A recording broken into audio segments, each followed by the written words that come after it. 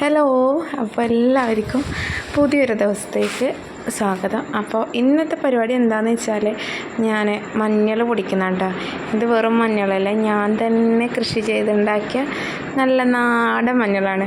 അപ്പോൾ ഈ ഒരു മഞ്ഞൾ ഉണക്കുന്നതും അതിൻ്റെ മഞ്ഞൾപ്പൊടി ആകുന്ന വരെയുള്ള കാര്യങ്ങളൊക്കെ ഞാനൊരു കഴിഞ്ഞ വീഡിയോയിൽ ചെയ്തിട്ടുണ്ടായി.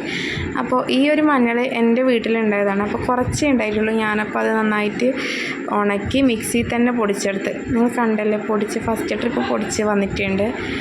അപ്പോൾ ഇത് മഞ്ഞൾപ്പൊടി മാത്രം കാണിക്കാനുള്ളൊരു വീഡിയോ അല്ല, ഇതിൽ കുറേ കാര്യങ്ങളുണ്ട്. അപ്പോൾ വീഡിയോ സ്കിപ്പ് ചെയ്യാണ്ട് കണ്ടു കഴിഞ്ഞാൽ നിങ്ങൾക്കെല്ലാം കറക്റ്റ് കാണാൻ പറ്റും, അറിയാൻ പറ്റും. അപ്പോൾ ഇതാ ഞാൻ ആദ്യം തന്നെ മഞ്ഞളായപ്പോൾ നിങ്ങൾക്ക് കാണിച്ചത് ഞാൻ വാങ്ങിച്ച മഞ്ഞളും ഞാൻ പൊടിച്ച മഞ്ഞളാണ് രണ്ടാമത് ഇട്ടത്. വാങ്ങിച്ചത് ആദ്യം ഇട്ടത്. ഇത് ഞാൻ കഴിഞ്ഞ വീഡിയോയിൽ ചെയ്ത ആ ഒരു ഇതിലുള്ള മഞ്ഞളാണ്.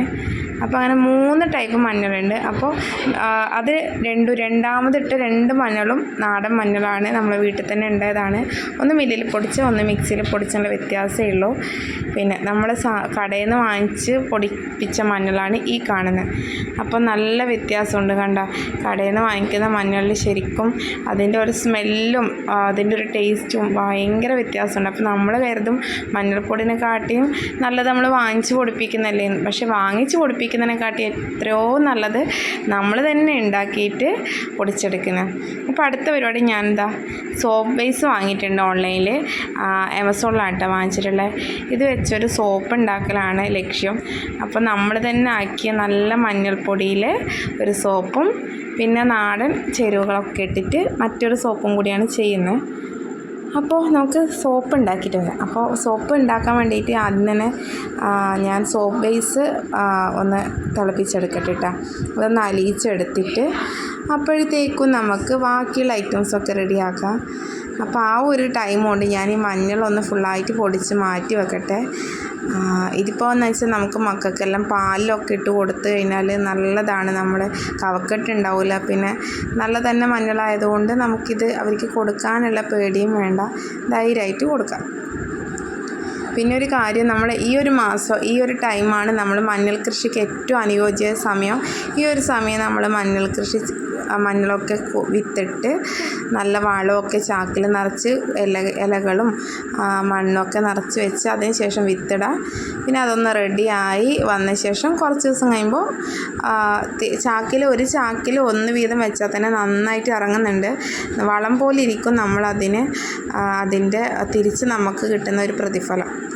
അപ്പോൾ ഇത് ഞാൻ കുറച്ച് മഞ്ഞൾപ്പൊടി ഇട്ട് അതിലേക്ക് കുറച്ച് പരിപ്പ് പൊടി ഇട്ട് ഇനി അതിലേക്ക് കുറച്ച് അരിപ്പൊടി ഇട്ടിട്ടുണ്ട്. എല്ലാം ഓരോ ടീസ്പൂൺ വെച്ചാണ് ഇടുന്നത്. പിന്നെ സോപ്പ് ബേസ് നമ്മൾ 1 കിലോൻ്റെ വാങ്ങിച്ച് അതിൻ്റെ നേരെ പകുതി മാത്രമേ എടുത്തിട്ടുള്ളൂ. അപ്പോൾ ഇതിൽ പുറത്തുനിന്ന് നമ്മളൊന്നും ചേർത്തുന്നില്ല, എല്ലാം നാടൻ പൊടികളാണ്. അതായത് മഞ്ഞൾപ്പൊടി, അരിപ്പൊടി, പിന്നെ പരിപ്പൊടി, ചുവന്ന പരിപ്പാണ് വാങ്ങിച്ചിട്ടുള്ളത്. ഇനി ഇതിലേക്ക് വൈറ്റമിൻ ക്യാപ്സ്യൂള് ഒന്ന് പൊട്ടിച്ചിടുക. 2 ഇടുന്നുണ്ട് കേട്ടോ. നമ്മൾ ചെയ്യുന്നതിനനുസരിച്ചിട്ട് നമുക്ക് എത്ര ആണോ ആവശ്യം അത്ര ഇടാം. അപ്പോൾ ഈ ഒരു സെറ്റിന് 2 മാത്രമേ വേണ്ടി വരുന്നുള്ളൂ. അപ്പോൾ 2 വൈറ്റമിൻ ക്യാപ്സ്യൂൾ പൊട്ടിച്ചിടാം. അതിലേക്ക് ഇനി കാര്യമായിട്ട് വേണ്ടതെന്ന് വെച്ചാൽ നമുക്ക് വീട്ടിൽ തന്നെ നമ്മൾ വെച്ച കറ്റാർവാഴ ഉണ്ടെങ്കിൽ അത് കുറച്ചുകൂടി നല്ലതാണ് അതിൻ്റെ ജെല്ലിടുന്നത്. വാങ്ങിച്ചത് ഇടാൻ ഞാൻ പറയൂല, ഏറ്റവും നല്ലതെല്ലാം നമ്മളെ വീട്ടിലുള്ള ഇടുന്നതാണ്. അപ്പോൾ ഞാനിതിലേക്ക് കറ്റാർവാഴ ജെല്ല് പിന്നീടാണ് ഇടുന്നത്. അപ്പോൾ ഇതിന് മുന്നേ ഞാനൊരു സോപ്പ് ആക്കിയിട്ടുണ്ടായി. അത് ഞാൻ കാപ്പിപ്പൊടി കൂടി ആഡ് ചെയ്തുകൊണ്ട് ഈ ഒരു കളർ കിട്ടിയത്. ഒരു പിയേഴ്സിൻ്റെ ഒരു സ്മെല്ലിന് വേണ്ടി അതിൻ്റെ ചെറിയൊരു ലിക്വിഡ് കുറച്ച് ചേർത്തിട്ടുണ്ടായി. നല്ല സോപ്പായിട്ടുണ്ടായി. അപ്പോൾ ഇതിലേക്ക് കുറച്ച് റോസ് വാട്ടർ ചേർത്തിട്ടുണ്ട്. ഇത് നന്നായിട്ട് മിക്സ് ചെയ്യുക. മുന്നേ ആക്കിയ സോപ്പിൻ്റെ കട്ടയിൽ നിങ്ങൾ കണ്ടില്ലേ. ഇപ്പോൾ ഇത് തന്നെയാണ് ഉപയോഗിക്കുന്നത്. നമ്മൾ വാങ്ങിക്കുന്നതിനും കാട്ടി എത്രയോ നല്ലത്. മക്കൾക്ക് ഇതുപോലെ ഒരു പണിയില്ല, നമ്മൾ സിമ്പിളായിട്ട് നമ്മൾ ഫ്രീ ടൈം ചെയ്ത് കൊടുക്കാൻ പറ്റുന്നേ ഉള്ളൂ. അപ്പോൾ ഈ ഒരു കൂട്ട് നന്നായിട്ടൊന്ന് ലൂസാവുന്നേരം, നന്നായിട്ടല്ല, ഒരു തിക്നെസ്സും വേണം, എന്നാലും നല്ല തിക്കാവാനും പറ്റില്ല. ഈ ഒരു ഇതിൽ എടുത്തിട്ട് അതിലേക്ക് നമ്മൾ ഈ ഒരു സോപ്പ് ബേസ് തിളച്ച് വന്നിട്ടുണ്ട്. അതിലേക്ക് നമ്മൾ ഈ കൂട്ടി വെച്ച കൂട്ട് അതിലേക്ക് ഇട്ട് കൊടുക്കുന്നതാണ്. അപ്പോൾ എൻ്റെ കൂട്ടിത്തിരി കൂടുതലാണ്. കാരണം നമ്മൾ എത്രത്തോളം കുറച്ചുകൂടി നന്നാക്കുവാണെങ്കിൽ അത്രത്തോളം നമുക്ക് അതിൻ്റെ ഒരു എഫക്റ്റ് കിട്ടും. അപ്പോൾ നന്നായിട്ടൊന്ന് മിക്സ് ചെയ്യണം കേട്ടോ. കാരണം ഈ ഒരു കൂട്ട് കട്ടയൊക്കെ ഉടച്ചെടുത്തിട്ട് വേണം നമ്മളിനി മറ്റേ അതിൻ്റെ അച്ചിലേക്ക് ഒഴിച്ചു കൊടുക്കാൻ. അപ്പോൾ ഇതൊന്ന് നന്നായിട്ട് തിളക്കട്ടെ. അപ്പോൾ കണ്ട നമ്മളെ നല്ല മഞ്ഞൾപ്പൊടി ആയതുകൊണ്ട് അതിൻ്റെ കളർ തന്നെ അടിപൊളിയായിട്ടുണ്ട്.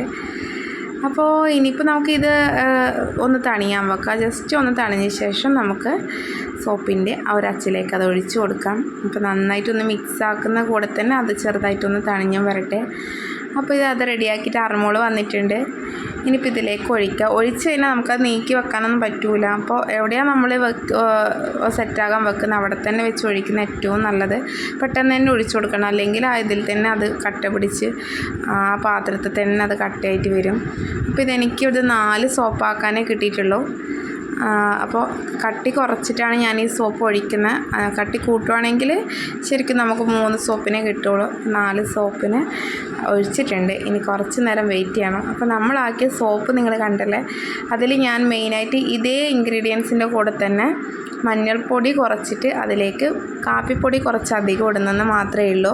അപ്പോൾ ഇതൊന്ന് സെറ്റാവട്ടെ. ഇത്രയുള്ള നമ്മളൊരു സോപ്പ് ആക്കുന്ന ഒരു പരിപാടി എന്ന് പറഞ്ഞാൽ സിമ്പിളാണ്. അപ്പോൾ ഇഷ്ടമല്ല എല്ലാവരും ലൈക്കും ഷെയർ സബ്സ്ക്രൈബും ചെയ്യുക, നല്ല കമൻറ്റ്സ് അറിയിക്കുക. അപ്പോൾ ഇത് അർമോൾ സോപ്പ് തേച്ച് വന്നിട്ടുണ്ട്. അപ്പോൾ ആ ഫോട്ടോ കണ്ടാൽ അറിയാൻ പറ്റും രണ്ടും തമ്മിൽ വ്യത്യാസം. സോപ്പ് പിടിച്ചിട്ടുള്ളതാണ് തേക്ക് മുന്നേ ഉള്ള ഒരു ഫേസ്, തേച്ച ശേഷമുള്ള മുഖമാണ് ഒരു ഫേസാണത്. എന്തായാലും നിങ്ങൾക്ക് നമ്മളെ വീഡിയോ ഇഷ്ടമായി ഇരിക്കുന്നത്. അപ്പോൾ വളരെ സിമ്പിളാണ്, എല്ലാവരും ട്രൈ ചെയ്യുക, നല്ല കമൻറ്റ്സ് അറിയിക്കുക. പുതിയ വീഡിയോ ആയിട്ട് വരുന്നവർക്കും എല്ലാവർക്കും ടാറ്റാ.